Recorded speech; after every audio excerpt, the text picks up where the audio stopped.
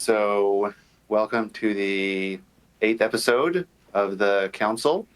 We're here with Sanjita, Van Seal, and Tassinix. Calvin is still missing. He went somewhere. He's not back yet. Lost in space, maybe behind me on the Cloud City or something. Who knows? So, let's go ahead and do introductions for anybody who is somehow new to this. Let's start with left to right here. Sanjita, why don't you go ahead and get us started? Yeah, I just got the YouTube channel. May not be watching on it. Focus on Grand Arena. I have a new account I started this year, which has taken a lot of my attention. So I enjoy the early game now, but also an endgame player, like everyone else here as well. So just find me on YouTube. That's it. SONGETA. Thank you very much. Tass, how about yourself? You've been busy recently. Yeah, just trying to raise my YouTube profile as well. I picked Sanjita's brain and some other folks about what I might do that fits with kind of my style. But yeah, I stream on Twitch, twitch.tv/Tassinix. I got my YouTube channel, Tassinix Gaming, and yeah, I'm trying to my own personal goal is trying to put out a little something every day. So I've been working on this mod guide series, doing individual characters, and yeah, that's been keeping me busy. It's been a lot of fun. Cool. Yeah, it turned out pretty well. Van Seal. Hi, you been up I'm Van Seal. I stream on both YouTube and Twitch, and I primarily focus on like territory wars and kind of a lot of off-meta stuff. I do a lot of weird things with my account, and I don't really play it safe ever. So I'm always on the edge of the edge when it comes to gameplay. Cool. Well, for those who are also new here, I'm Kin. I have been tragic, depends on your definition. I've been tragically absent from the content creation space for the past few months, but starting to get a little bit more free time the last month here. I guess we can start with what went on last season. How did everybody go? Van Seal, we can start with you. Like, what was your last season? Any encounters with the Queen and threes and I had a lot of fun this last three, surprisingly. I went 6-3. Nice. I ran into a couple Queen teams, but they know Obi-Wan or Qui-Gon, so it wasn't really like that hard to figure out.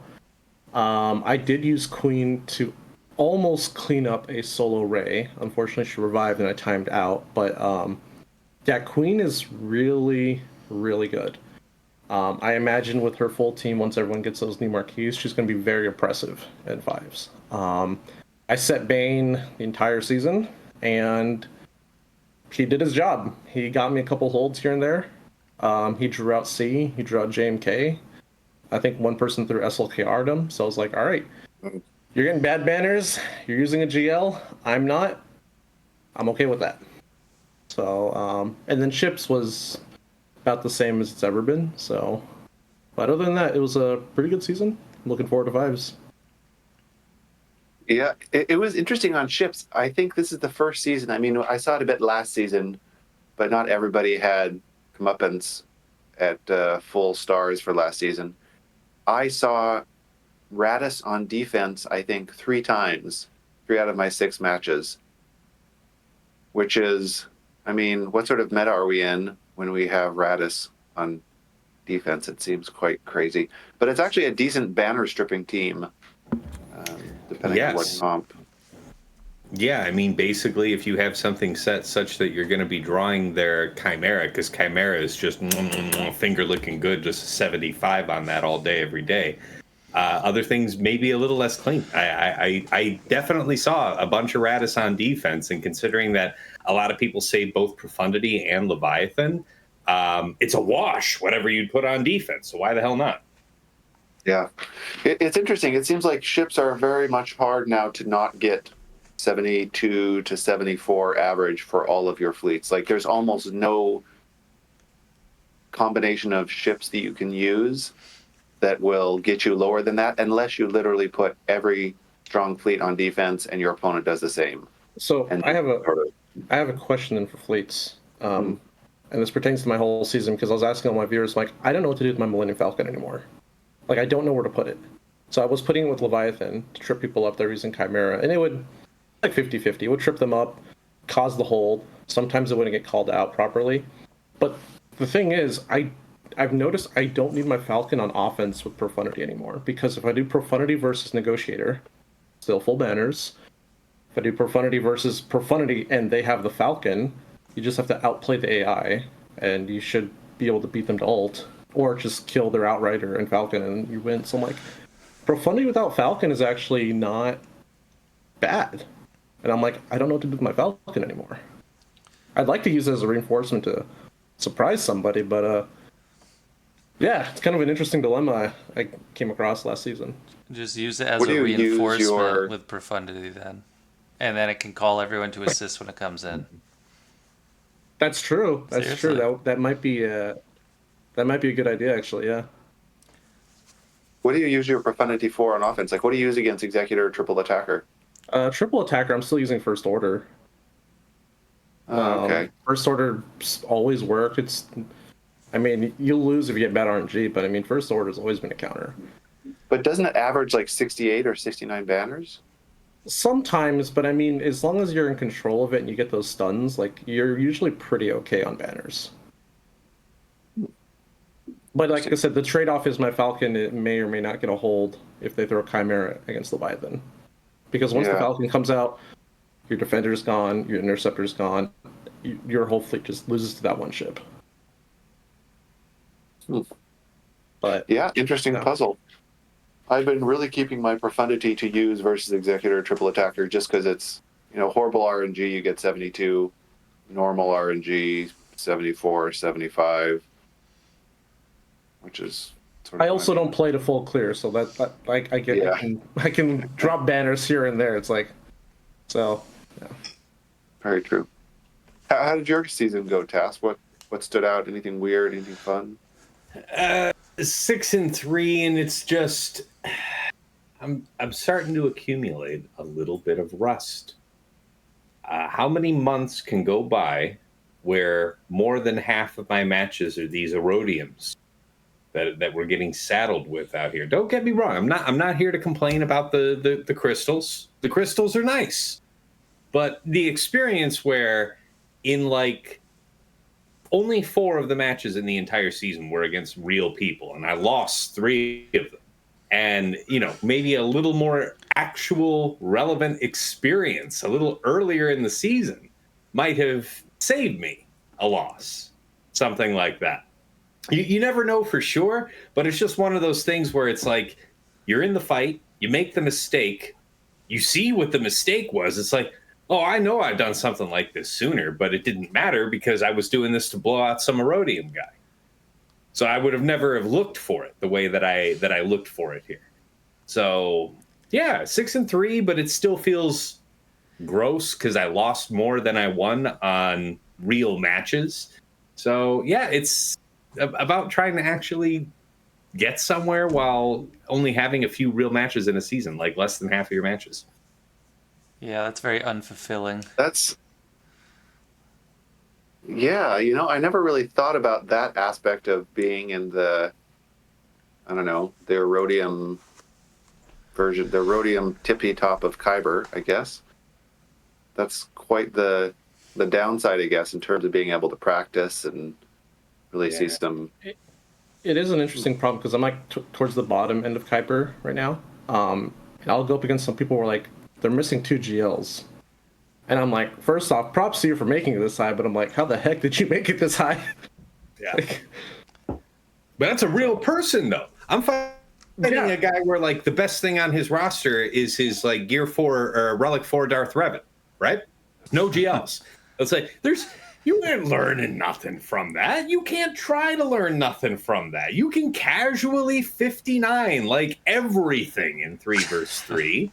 And then fleet is whatever. Like, you can go in with 3 ships because all your stuff, like you said, is like Relic 8, Relic 9 pilots. And then it's like, haha, I have 3 Gear 12 ships on the front line. Okay, yeah.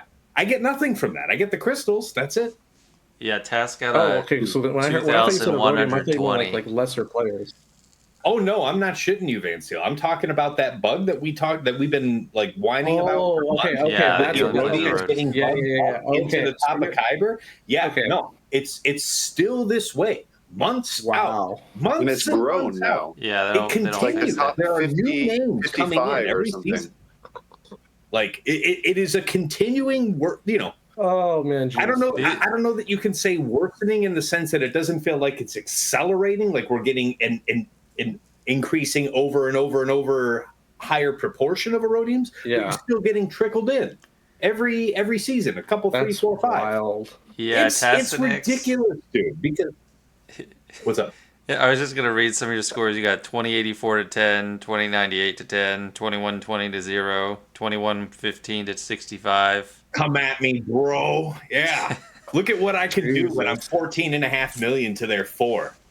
Get on my level. That's all you gotta do to get in K1, guys. That's all you gotta do. I mean, It's hey, just, you need to make a guide. You need to make a guide on how to beat Aurodium players. Seriously. you know what? That can be a video. It's like watch. Yes. You see. Find a key on your keyboard and go like this. That's how it's done. Got to exercise proper technique.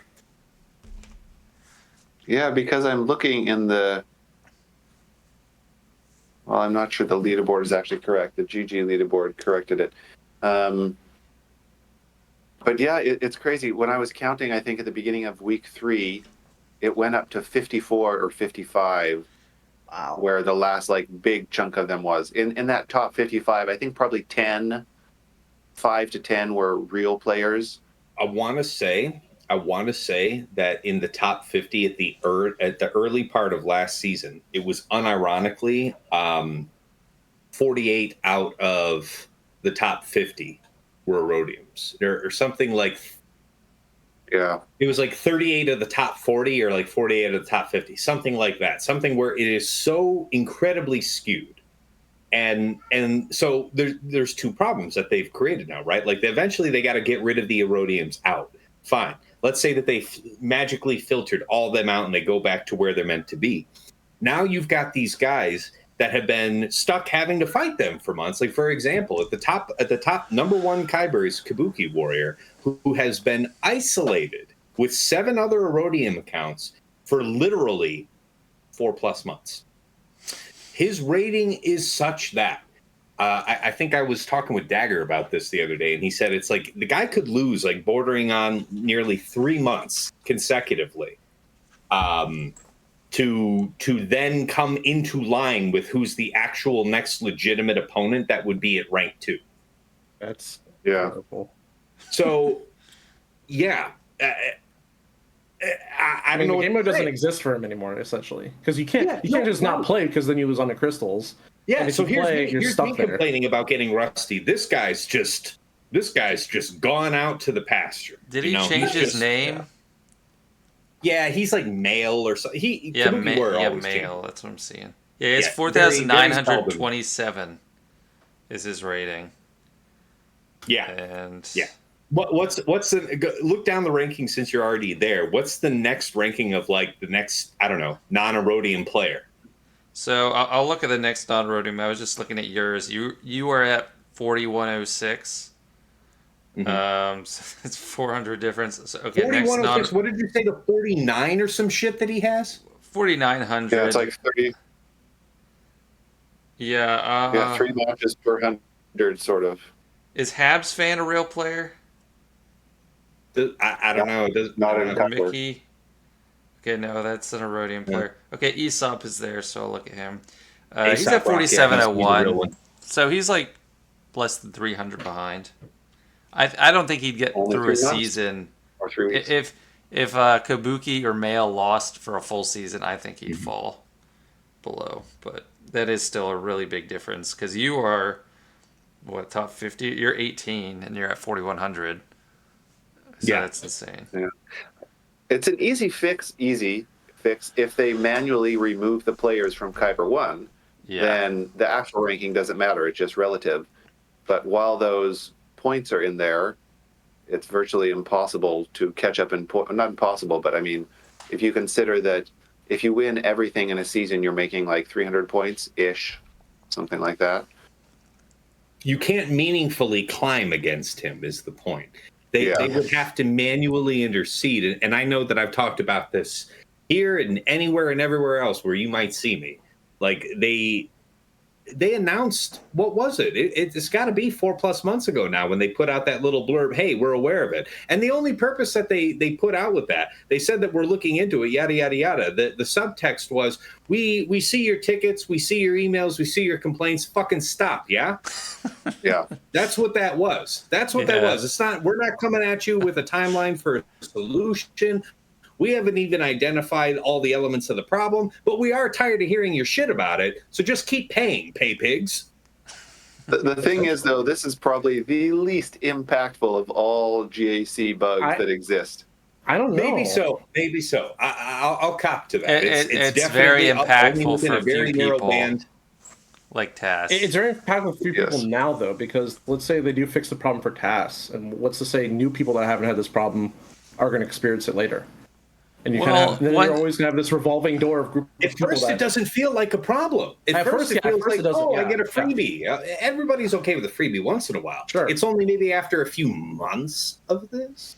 Right, but we have to remember, we've all been playing this game for how long? Like, this game's like a marathon here. It's going to go on for a lot longer than, we all thought. But, I don't know. They need to jump on that, in my opinion. That's pretty bad.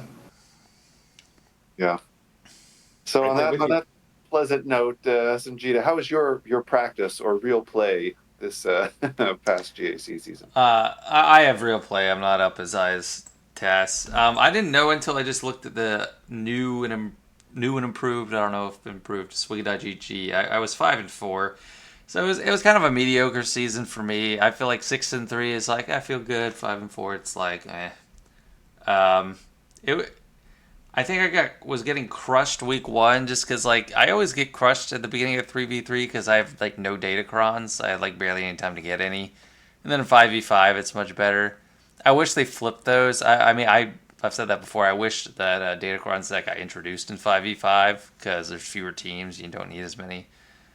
May I ask your spending habits around datacrons? I don't spend money. I just farm them in conquests and then use. So I try to build up a stockpile of data cache, which is a lot easier now that they doubled it, which is great. So I was able to get out the gate a little bit more, but I don't have the mats as fast. And I got some going into it, but before week 1, but it's not until I get the whole do you red second box week. right away, or do you try to get to sector 4 first and farm your mats? I get to 4, farm the mats, do as many feats as I can on sector 4 and sector 3, and then after lock, then I'll finish sector 5. Okay. Yeah, I'm pretty good. I'm pretty efficient. It's just like or the $30. Huh? Sorry, you neither pick up the $10 or the $30 ever. I have never spent money on this game ever. Oh. Yeah, fair enough. Yeah, fair. I mean, I don't have anything I don't have anything in theory against it. I just I can't bring myself to do it. I'm a cheapskate with everything. All power to you, man. So Yep. Yeah, I will do my own labor and services. I'll just buy products. Like I'm finishing a whole room in my house by myself because I don't want to pay anyone to do anything.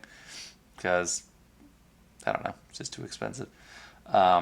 But yeah, no, I mean the Conquest Pass, that I can see the value. It helps, but I basically just take the L get more week 1 for that first week of 3s. It won't help you for that, but yeah. Yeah, I stopped spending last year, and I don't buy anything anymore. But ever since they made datacrons more accessible, I've never felt the need to buy that pass anymore. Because I'm like, it's just because the thing is even when the one thing I do, I think a lot of players may not do as much is I don't stop farming crons. Even when Conquest is over, I'm still rolling. I'm still re-rolling. On those off weeks, I'm still going. I never stop farming crons ever. Almost all my shard shop currency is specifically for datacrons now. Very rarely will I buy gear. I only buy gear if it's I need these 4 pieces to take this person to relic. But other than that, all shard shop goes to datacrons. What do you get for datacrons? I only get data cache and the reroll mats. What do you do more than that? I'll get the cron. If I don't have a cron, I'll buy a cron. Oh, that's such bad value, man. Just you I get mean, it all goes away, and no matter what. So I mean, it's all bad value technically. no, I mean like for shard shop currency, you could just like Oh yeah, farm yeah. sector one a bunch. Like the things that are dominantly more valuable in actual conquest, the Datacron itself, Mark II mat, Mark III mat. Everything else is pretty Yeah. is pretty good for shard shop currency. Yeah, no, I only buy the Kron and Shard Shop when Conquest is gone. Like when Yeah. I need to farm more Krons and I'm like everything's already at 8 or 9 for me, like I need to get more. I never stop. Yeah. You need to be like you need to redo that meme for mod farming. You know, now it's DC farming. What Do you about think Christmas? do you think the negative ABC always be sentiments towards Croning. Datacrons are cooling like they did for mods once upon a time? Like in terms of Yeah, the amount of people that don't like them. Yeah, because I mean, it was like I don't know, it was just a raucous uproar led by Arnold T101 back when it came I think out, people and that it still, lasted a I think long that time. people have always hated Krons still hate Krons, and I think a lot of that has to do with just maybe they're not being as efficient. Maybe they haven't implemented a budgeting system that's free to play that fits in with farming hard node characters, farming GLs, while also farming Krons. Because like for most of us, we all have all of our GLs. We don't have to worry about that. But I think for a lot of players that are still farming that last GL, or they're getting their fourth or fifth one, doing that while farming Krons, I think can be very taxing mentally and just resource wise. Yeah. So I think Kron's just really, it's just one more thing for people to do. But because we're all endgame players, it's not that bad for us. Which interesting thing, I'm doing normal conquest on my little account. I'm 1.7 million, and you get the exact same Datacron return on the bonus nodes as in hard. And I was really surprised. I thought it'd be like a reduced amount for sure, but it's the exact same. So it is just as easy if you're not in hard. yeah. I think honestly, most people who are not engaging with datacrons are not necessarily doing it from a logical perspective, just more from an emotional perspective.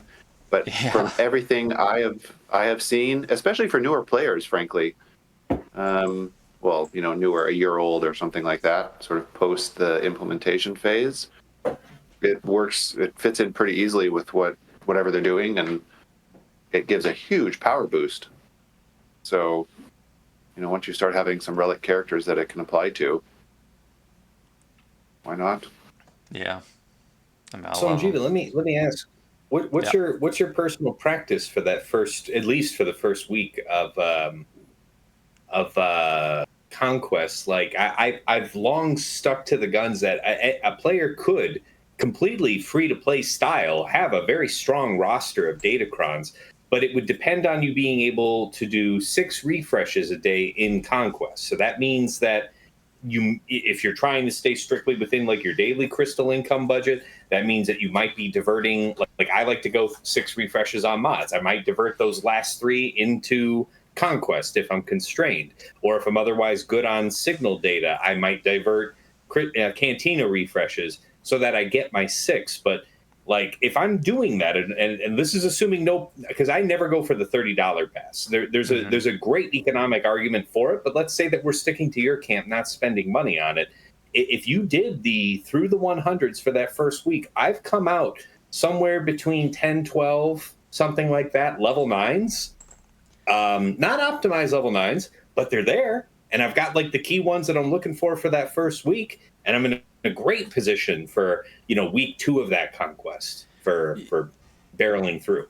Yeah, I do the 50s and the hundreds, pretty much both conquests, like all the way through. So I do that every day. I have pretty good crystal income, so it's fine. And yeah, I get a bunch, but like week one, I don't know, I might get a handful. Like it depends on the set. This set, I was more about trying to get a bunch of level 3s. Well, actually, I will level if I get the good level 3 for this one, like the health and protection. I would level up to level 4 just as a like organizational tool because the Visual flag. the UI is so bad for Datacron, so I just do that. So if I have a level 4, I know it's good, and then I'll upgrade it from there.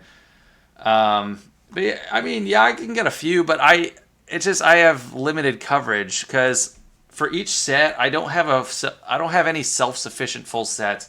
So for 14, I have 16. I have 20 level 9s and then a few level 8s. And they're good, but like they don't match everything. Like there's not a good one for each team. So I end up having like just a few teams, not too many, just a few fall through the cracks. But I don't have killer ones, you know, like I don't have re-rolled ones. I'm facing people that have like they re-rolled all the stats. It's like one or two stats on them, and they got all the perfect like health, perfect abilities. So it's just like a temporary downside. So if you're hitting it the way that you are and you're coming out with a decent number for that first week, the other part of that that a lot of folks will sometimes forget is consider here that we're in the last hurrah for set 14, right? It won't be with us come next 3 versus 3 season. So you're thinking like I've got my 20 plus set 14s and I've got my 10 plus set 15s, and that's my 30 datacrons, and I'm covered for the worst case of 3 versus 3, largest possible board.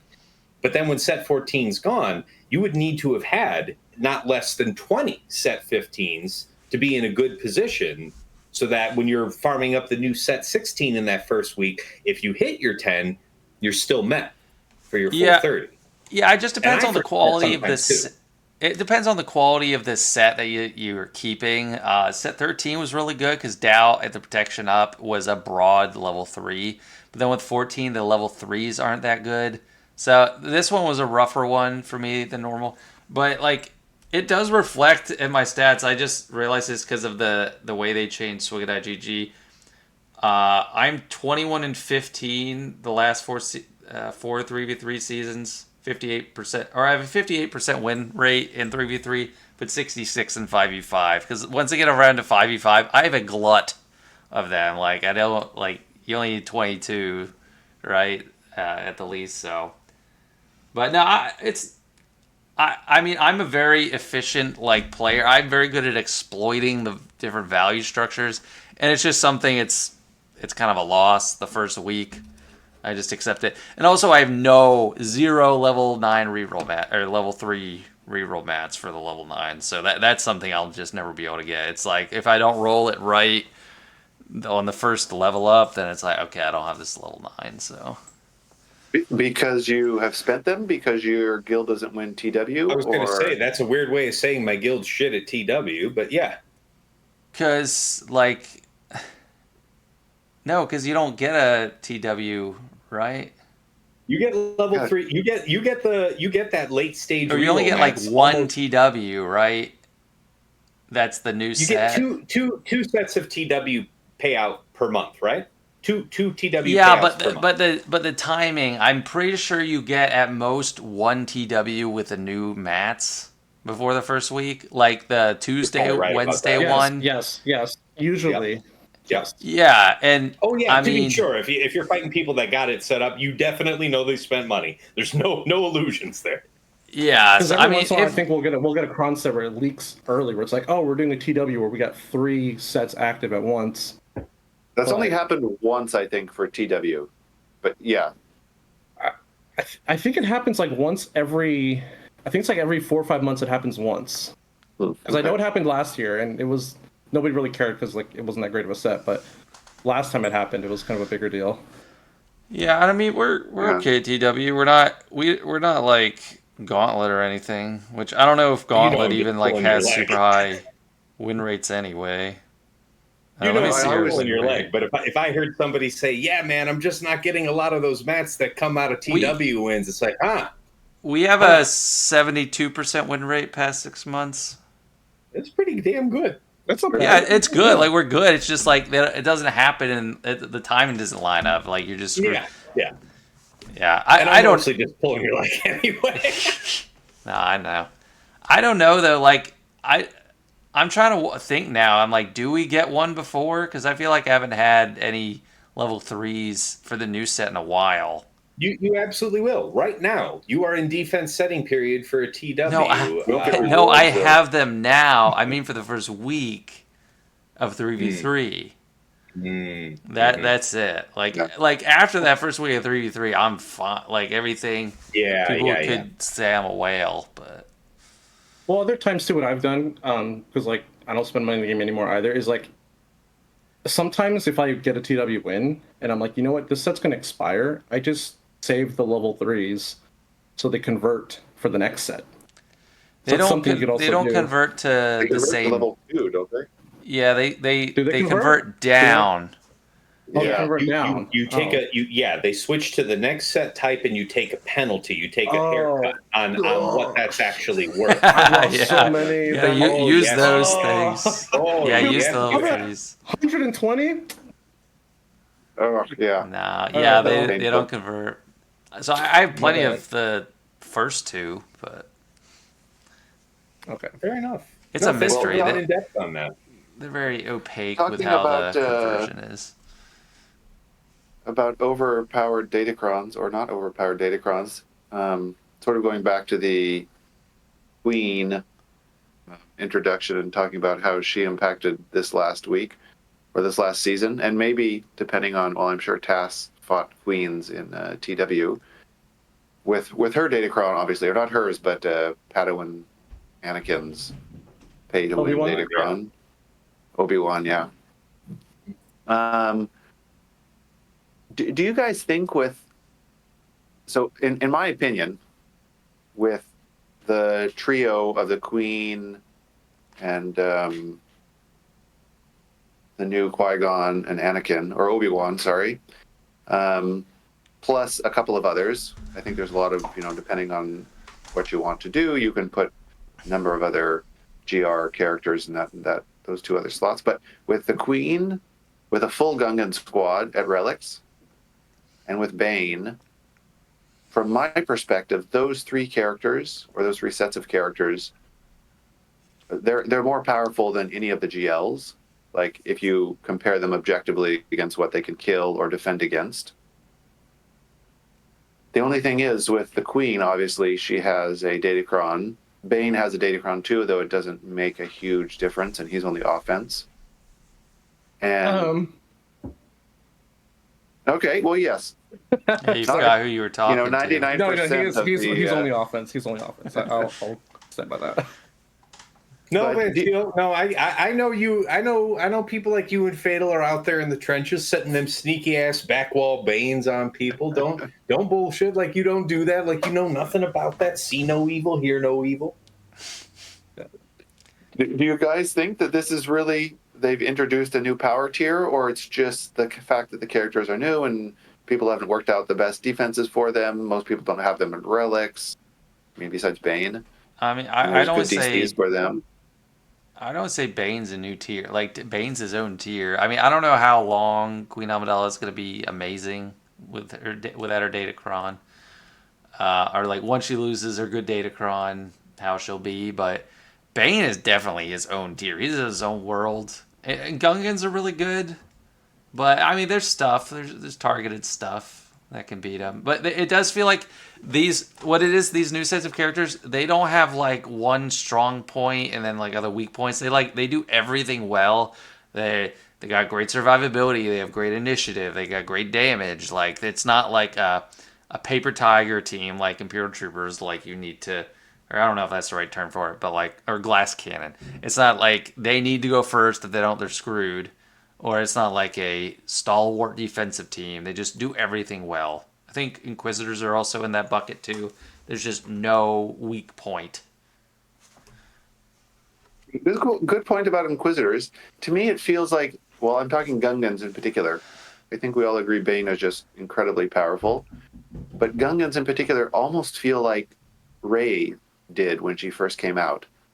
I mean, obviously without the flexibility, but you have to play, if you play correctly and you take exactly the right, 5 or 6 combinations of good teams. There's so many characters, it's hard to have an unbeatable team. But if the team is modded correctly and set up well, they really don't have any like glaring weaknesses. You're not going to plague them to death. You're not going to turn meter train them to death. You're not going to immunity something them to death. Like it really seems like to me, basically, it feels like they're introducing a new power level in the meta, and I'm curious what that means going forward. Or I could just be seeing the impact of Datacron and people not being familiar with the teams. I don't know. Well, I think there can be little debate as to whether or not these, as teams and new characters are coming out, of course they have to power creep. Of course the game has to power creep. So of course these new teams as they come out will be immediately relevant, and I would not be surprised if they're enduringly relevant. Like the Padawan Obi-Wan Kron for the Queen Amidala team last season was like what that essentially did was you didn't have time to get stable with some other type of lesser counter, because basically once something started calling Padawan Obi-Wan, the true damage was nuclear. But that said, like, if we immediately cop to any of these new teams that are going to come out, and we know that when they come out, when the full team is realized, very shortly thereafter, we expect a meta Datacron to come out to be with it for that initial release period. Surely they will be at the top of the game. But like in this last 3 season, the Gungans and Queen Amidala were able to be countered by the Padme lead with the Padme Crown. Yeah. People were doing that. Now, I personally had terrible luck doing Padme against Queen Amidala. But it was, Padme, Ahsoka, Shak Ti was great against Gungans, and the most fearsome orientation in 3s was Nass, Jar Jar, and Phalanx with the Jar Jar Crown. The amount of turns taken and the amount of ping pong off of Jar Jar and Phalanx taking turns and activating each other. It was a timeout risk. It was a horror show for debuffs. And at a couple points, using the Padme counter, Padme gets really low. And that's why I really like Shak Ti in there, to use her third, heal her up, stabilize, and then you were able to close out the fight. So it's like this strong team had a Datacron introduced alongside it that makes it, meta-defining, top of the game. But now they also introduced a Datacron alongside it that works with Padme. And now you had a reasonable, quote-unquote, budget solution for a top-end team. Whereas with Queen Amidala, I really like JMK, Cat, and Mace, because after the Padawan Obi-Wan Kron is gone, you're still going to have to deal with the fact that, like, let's say you're fighting the Triple Omi Queen Amidala. She's going to start the fight and summon the decoy, and then very shortly thereafter, all non-decoy people are going to be under stealth. So it isn't whether or not you can get around the tank or otherwise obviate the tank. Like, you can only hit the tank if you can't deal with the stealth. So you have to think about that. And Mace pulling people out of stealth was great. But to your point, after this Datacron is gone, you might still need an incredibly powerful solution to deal with that team, just because of the base mechanics involved. There's not a lot that deals with that neatly. All right, that's enough out of me. Yeah, I'll definitely say that these characters definitely feel like, the flavor of the month, but like the flavor of the month is getting stronger and stronger and stronger with each meta. I have a weird opinion on Gungans. I really like them right now, and I think they're in a really good spot. But I compare Gungans, and this is a bit of a stretch, but I'm comparing them to Tuskens quite a bit. I think they'll be way more relevant. They'll last way longer than Tuskens did. But I think eventually when people figure them out, because they only do one thing. They have one tag, which means unless they get a Gungan Datacron a second time pretty soon, they're not going to be this strong. So they are going to be... They do have the, Sorry, I was going to say, they have the fatal weakness of the shield generator. I mean, as soon as you can kill that... Yes. You get the shield generator down, and it's pretty much free pickings at that point. So, Gungans, I don't think I'm going to overinvest like R9 the whole faction. I think 7, possibly 8 is my goal. And that's only reason for 8 is like if we have the same raid standards. Yeah, exactly. Yeah. But other than that, they feel like they are very pretty much like the raid team. Kind of like how, and that's why I'm comparing them to Tuskens. Like, Tuskens came out, we needed them for the raid. After you got them done for the raid, they really only have like 1 or 2 uses every once in a while, and it's very Datacron dependent. But in terms of like Bane and Queen, I think people really fear what they don't understand sometimes. So when you get a lot of new characters on defense that show up and you don't, you've never, had hands-on experience fighting this team or practicing against it, I think that's where you really kind of get the advantage of just, having these new characters. Because obviously, if it's a new character, people aren't going to be familiar with it. They're not going to understand the AI, the targeting, or even just the overall behavior of the fight. I agree on like the categories or categorization of Gungans like Tuskens, but they're definitely going to be strong beyond like Oh yes, their data cards. yeah. Because like I faced one at the last week of the last season in 5v5 without their own datacron set. It was just light side, and they were still really good. So like they're a higher tier, kind of like Ken was saying. Not maybe not like Bane or anything, but they are definitely gonna be, because they outrank most teams that are in the game now, with just a few exceptions. So I think they'll be around a long time.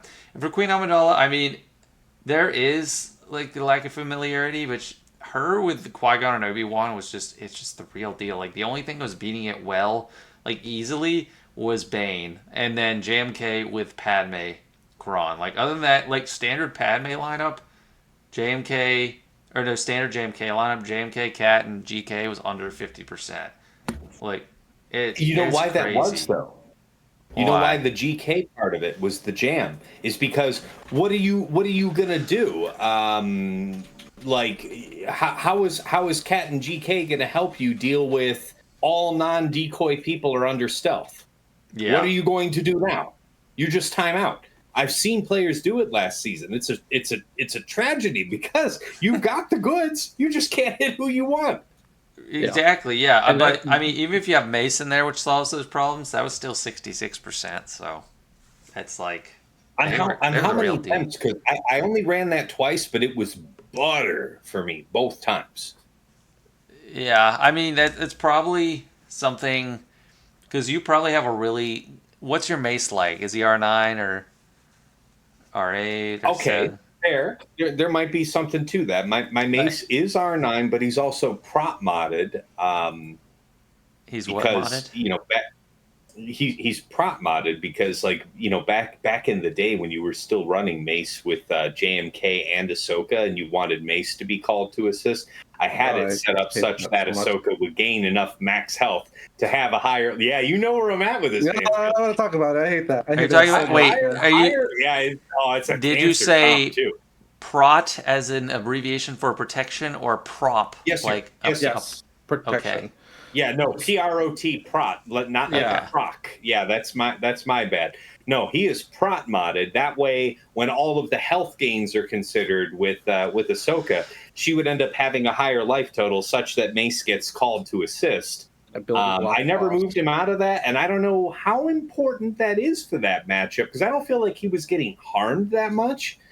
I'd have to see what the fails were because again, it's like you do the reset on Cat first. I was thinking about maybe you do the middle so that you can get to ult sooner, but it isn't like that. Because when you do the third, you are safely faster than everybody else on that team, which means you get to look right at Padawan Obi-Wan, delete him, and then they do all their stuff. Decoy comes into play, and then Mace pulls out the other non-decoy people. Padawan Obi-Wan's already gone. So Yeah. again, I only did it twice, so I'm not here to tell you it's the Bible on it, but I don't have the experience to know where the fail points are because it was. Yeah, I mean, You I know how love many times I I love thought when people. Mace can get something done. Did you guys notice on Swing at IGG? You know how they have the average banners? They changed it. They used to only count like wins, like what the average was in a win, and right now it's showing the average like overall, like including a 0 or like Oh. cleanup. So No, I yeah, haven't I'm done seeing any like lookups 20 for average of matchups yet. 25 banners for something Ooh. for like the mace. It's an expected. I look at it as an expected value, of 37.7 banners, and the GK Yeah, is that's not. 27. Yeah, that doesn't sound good. It's weird. But then Yeah, I think they'll GK or probably change JMK that. with Padme and Cat is 53.35 because a lot of people win first time. Yeah, especially that the number with JMK Cat Padme goes up to like 90 plus when you have the level 9 on 93%, her. yeah. Yeah, that makes it Yeah, easy. since That's what I they're use on all the Queen teams. you don't know how Sorry, many go ahead. times I've gone up against JMK and want to do some off meta stuff, and like my opponent just happens to have really bad mods on Cat on accident, and Mace is stronger, and I'm just like, why? Why does he have 1,000 more health like on accident? But no, it's Nice. a I think that's the way to go. I mean, ability block on basic is so strong, super Yeah, strong. I love Mace. Nice. I did win what was like a 20% matchup. I won with Treya, Nihilus, and Scion. Like, it was the first time I saw it. I think it was like week 1. I was just like, I don't Oh, I know, saw because that we did match. no stats. I was like, I'll try this. They killed Treya almost immediately, and then I put it on airplane mode because I was like, I'm gonna back out of this. But just Scion and Sorry, wait. Nihilus, Before you push on, versus who? Trey and Nihilus Sion versus who? Versus Queen? Queen Amidala, Qui Gon, and Obi Wan with the Palcron. Okay, yeah. So Oh, they killed Treya almost immediately, and I'm like, oh gosh, I have no Omicron. This is over. Put her on airplane mode. Nihilus and Scion on their own. I guess Treya's leadership is in there. Just their uniques. Pull it off. Nihilus almost dies, but starts stacking his health like crazy. Scion gets held by hatred, and those two alone pulled it out. Like Treya, I'm not kidding. She died almost immediately because I went in there ignorantly. I didn't know he was hitting under protection, Obi-Wan. He ripped her to shreds, but then Nihilus had probably like 1,000,000 health by by the end. It was I'm very really glad you mentioned. fortuitous. I'm Yeah. really glad you mentioned this, Sanjita, because I've been running my Treya for years in an offense health set. And I've been resistant, and I've been having people twist my arm and recommending, and I resisted all this time. But I finally did move her into defense sets. Now, there's an intelligent argument to be made while we have all of this protection disruption that you could, go for health primaries and try and bulk her out that way in a defense set. In like six defense, something like that. I still went for prop primaries because I did the napkin math, and the survivability difference at battle start favors protection, which I'm stacked up on, and then I go to stack health after that. The Yeah. only time where I feel like I'm at a disadvantage with that is if I'm deliberately choosing to walk into a protection disruption matchup. But even if I were, defense would do better for me than my offense and health orientation that I had them in for years. So that specifically thinking about these top end applications of Treya finally pushed me to do that. So you are like the situation you're worried about is like a really early, like turn 1, like she gets killed. Yeah, like So you're worried especially about like that as opposed to you throughout heard the about people battle. doing Treya versus Gungans, right? I didn't know what you're. No, I didn't know that. But I know. I mean, I ran Traverse Gungans, but that's the scenario that I'm looking for. That is what you're thinking about. Okay. You were describing against Queen Amidala, and I Yeah. hadn't seen or heard anything about that. So I take you completely at what you're saying there, because I know from what I have seen about them fighting the Gungans, if they decide to go focus in on Trey at the start of the battle, the jig is up. Yeah. And me having her in that offense modding, I've been slapping the hell out of people for years with an offense modded Treya. And it does nothing for you in this situation. You just lose her within the first 15, 20 seconds of the fight, and you just get to sit there like an asshole. Yeah. Actually, versus the Gungans, the good Treya setup, it has close to 100%, I think, if you control for some low relic. It's literally is Savage Treya. I did the filters last season, late in the season, assuming like minimum relics of 7 on everybody. The quote unquote right Gungan setup for both Team Comp and Datacrons. All this, and ended up being about 66% win rate. And where does the 1/3 chance to fail come in? If they choose to focus down and open up on Treya off rip. Is this Savage lead or Treya lead? No, this is talking Treya lead. This is, again, I don't mean to drag so far away from what you were talking about, Sanjita, but this was specifically Treya versus Gungans. You're just talking about 3v3, right? 3v3. Yes, sir. Yeah. So they really were able to like gun her down that often? I think I did it I once and it was didn't run like, it. it's I easy. didn't run it, but some of my other podcast buddies and some other top players that I've been talking to, they tried it and they said it was awesome. I have won my matches using this, except when they choose to open up and focus down Trey off rip, in which case you can do nothing and you lose. Yeah. It's very interesting. I still have health with crit avoidance arrow, but that's because I have much deeper health mods than defense. In general, I'm a big fan of defense. It's just I have a lot of defense protection primaries just because those are the bargains. You know, it's like you don't need 6 dots at all. They're already just awesome. But yeah, that sounds like a good idea. I need to probably farm more Defense Your mods defense. are health pretty modding is good. probably okay. It's a better defensive posture than what I was talking about, having run historically Yeah. in an offense set. You were probably, and I ran the crit. I run the crit avoidance arrow in all cases on all 3 of the main Sith trio. Yeah. So I'm right there with you on that. But your health posture is probably the next best to pure Yeah. defense, and certainly better than offense. Sorry, Vance Hill, you were going to say something. No, I was just agreeing with you on like defense. I feel like those are the one mods that like I'm glad I invested in when I did because now they're starting to become a lot more relevant. Like just having 2 extra defense mods on a character, it's like makes a huge difference. It's a really nice like flex set. Like health and defense are the ones I'll put on anyone. I'm happy if I have a really fast one. I don't care as much about what the primary is. Even if it was like a defense set, like I don't know, offense primary or something. Like you can find spots for it, like a defense set or damage secondary because it's so flexible. Definitely. Agreed. Yep. So, what do you guys think is going to happen in this 5v5 season? We're talking about Gungans and Padme, but just from a 3v3 context, and TW, but specifically for Gungans and Padme and Bane also. Totally different performance in TW. Powerful in their own right, but definitely not as flexible as in GAC. What do you think is going to be outstanding, weird, strange behaviors in this I'll go first on upcoming this one.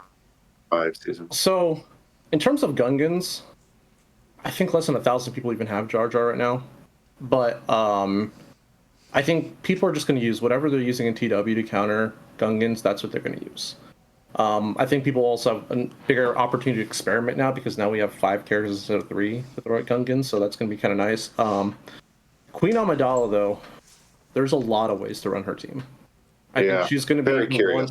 I think she's going to be like, I don't want to say like the new Rey, but I feel like that team is constantly going to be evolving outside the trio of Qui-Gon and Obi-Wan. Obviously, right now with the Padme Kron, that's kind of like, the flavor of the month, but I think that team is always going to be changing in terms of who your 4th and your 5th are going to be on the team.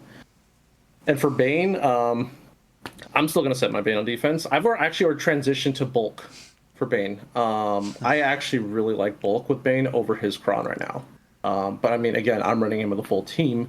Oh, the bulk. Can you please define what you mean by that? Because I've been running Bane in like pure health sets with like a crit damage triangle, health primary arrow, health primary cross, health primary circle. So what differs that from what you would call bulk modding?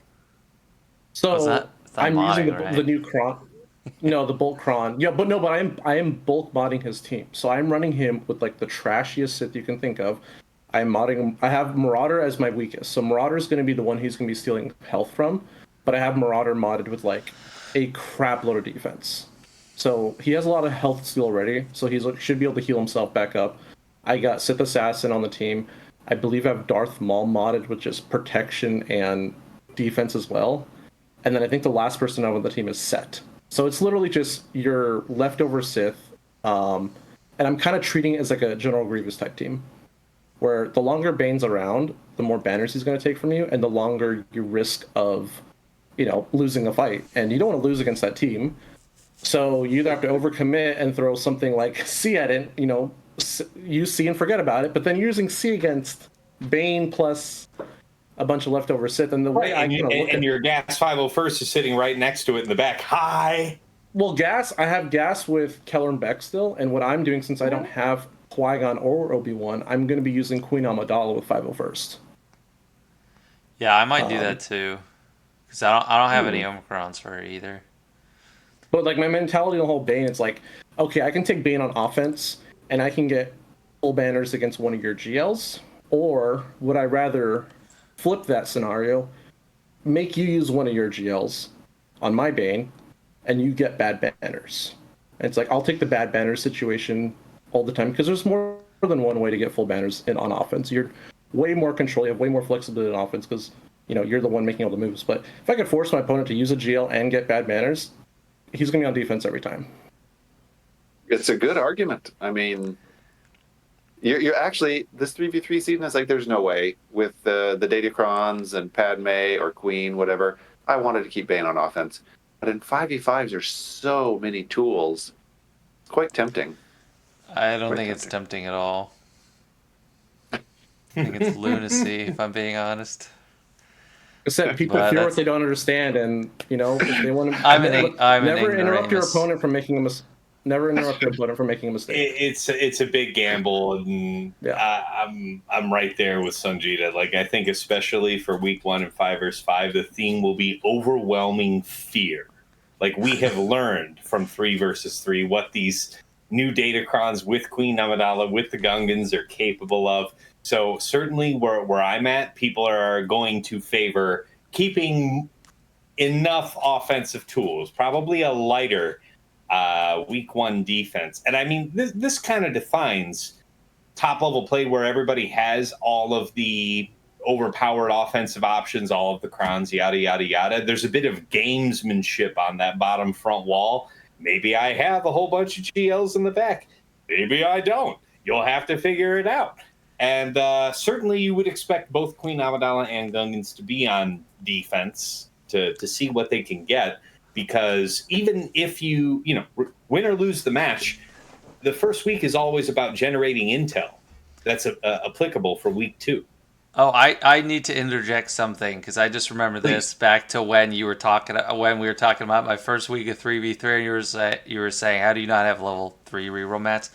The first week of Conquest is always TB, so you don't have TW. So that's why it's impossible Fair. to get them. So That's fair. I just realized You that gotta I was be there. thinking oh, you only have one, but no, Conquest. The first week of Conquest is TB week. So yeah, I never have any level 3 rerolls. Fair point. Sorry, Very just fair. what just gave No, me. no. We go back to Good correction. Good correction. Fair enough. yeah. It all blends together for me, so fair enough. I think another thing we haven't actually talked about at all that is going to be very interesting in the first week of 5v5 is SLKR. Ooh yeah. That's sort of countered everything this 3v3 season, but many people put him on defense. Not everybody, actually. It was on offense quite a bit too. But We discussed this last month. We said he's going to be the apex predator of the set 15. And I'm sure you guys had your own experiences. I had mine fighting them, seeing them on my opponent's defense. It's real deal shit. I did Real a mirror, deal and I shit. got so lucky in my mirror match that their SLKR went straight from my SLKR, and I was like, okay, cool, nothing happened. Now I get to win. But yeah, there's far and few answers to him right now, and there's almost no answers for a cleanup at the moment. If you preload that team or fail against it, you're going to be staring at it for another 23 hours essentially. The sun has set upon you in all of your works. You are done. Yep. But speaking of First Order, and can you remind me about this? The one team I'm going to be setting, and I'm sure we'll see a lot of, is First Order Stormtrooper Lord Vader. I think we'll see also. I think that's going to be a very hard team for bounty hunters to actually pull through. Why not? I'll still try it. Wait, Why bounty not? hunters. Because of In the TW? incredible amount of damage. No. Lord In Vader. GAC, we're talking about the First Order Stormtrooper. Who's using bounty Datacron. hunters with any hope on Lord Vader? Against Lord Vader? Ambitious sons of bitches. Don't get it twisted, Sajida. There's people out there trying to do it big, and It's 15%, isn't it?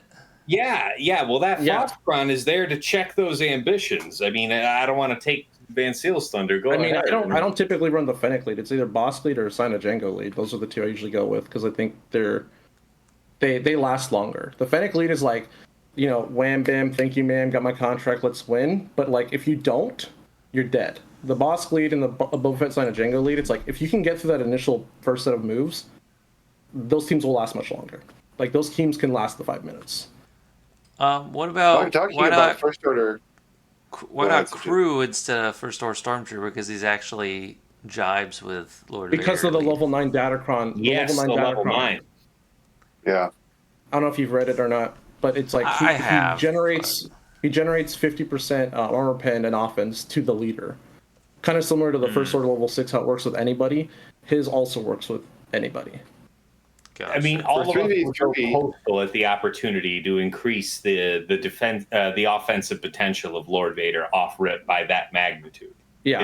It is serious business. He's basically going to be doing damage at the start of the battle that he would normally be doing like a minute and a half to 2 minutes into the battle. Okay, yeah, makes sense. It's a great level 9 in a bunch of teams. Like in 3v3, I used it. I had DR, Malik, and FOST that never got killed besides a GL. Really, really. I mean, I'm sure there's tricky little ways to do it, but you can put that with. I think Lord Vader is an awesome fit in 5v5. Yep. But there's some other interesting fits for him where you have a strong leader. It's going to be messy. Dang it, I don't have that Kron. I mean, I reviewed the whole So that Kron week set of, at the beginning, Conquest. but I don't have that one in my own arsenal. You have time yet? Yep. Yeah, till tomorrow. I have no more mats. That's I right. used them all. Well, all right. Week 2. You still have a week of Yeah. a week of Yeah, Conquest, right? Yeah, Yeah. I'll be targeting it. Yeah, for sure. It's a good one. It's a good one. Yes, it's very good. All right. Any other thoughts about the upcoming season here before we call it for this month? Sanjita? Nope, Pass? looking forward to it. I'm always ready to move past 3v3 and get to 5v5, so it'll be fun. All right. Should be interesting. Well, thank you again, guys, very much for another council episode. Again, we can start with Van Seal this time. Van Seal Task. Sanjita, any last thoughts? Where can people find you? Find me on YouTube and Twitch, Van Seal. I usually stream all my GAC matches and try to put a couple videos out a week on YouTube. But yeah, looking forward to the season. Pass? Likewise, find me twitch.tv/Tassinix for live play, for my VODs of my streams and all of my other stuff that's on Tassinix Gaming YouTube. Sanjita? Yep, just YouTube, Sonjita, Songeta. A lot of Grand Arena and a lot of new player stuff recently, so check it out. And yeah, I can be found at grandarenascience.com, Discord. There's quite a few counters actually for 3v3. I believe I have at least one or two, in Sanjita's case, probably 3 or 4 fights from your last 3v3 season that have been uploaded up there. Some good ones. Nice. So thank you guys very much, and we'll talk in a month. Cheers. Thanks, guys. See ya.